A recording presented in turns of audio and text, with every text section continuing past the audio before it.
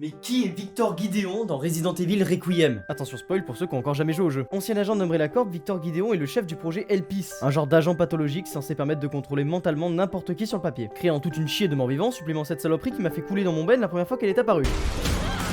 En tout cas, c'est ce que pensait tout le monde, y compris Gideon, qui en excellent salopard a décidé après la fermeture du projet de continuer à faire des expériences atroces pour essayer d'atteindre l'Elpis. En passant, il s'est injecté un parasite cousin à celui du Nemesis pour muter et devenir cette espèce de mix entre le lézard de Spider-Man et une tuberculose stade 3. Avec le soutien de The Connections, il découvre l'Ark, un laboratoire secret sous l'orphelinat de la putain de Raccoon City qui doit compter au fur et à mesure des jeux au moins 10 de ces saloperies, à croire que les architectes ne savent pas utiliser un putain de cadastre. À l'intérieur de l'Ark se trouve la dernière souche existante de l'Elpis avant la fermeture du projet. Celle-ci protégée derrière une porte qui ne s'ouvrira qu'avec le sang de Grace Ashcroft, parce que scénar, ce qui explique pourquoi il nous a accroché à la romaine pour extraire notre sang après nous avoir attiré dans l'hôtel. Et comme il a le sens du spectacle, c'est le même hôtel où il a fait tuer sa mère journaliste qui avait découvert ses recherches qui s'apprêtait à les révéler, ce qui n'est rien de moins que métal. Sauf que pas de bol, en fait l'Elpis c'est un remède total au virus d'Umbrella, et dégoûté de s'être fait rouler dans la farine, il devient fou, il mute et il se fait ouvrir l'orifice rectal par Léon. Fin. Et pense à t'abonner, sinon je fais sauter ta maison au Mastic C4.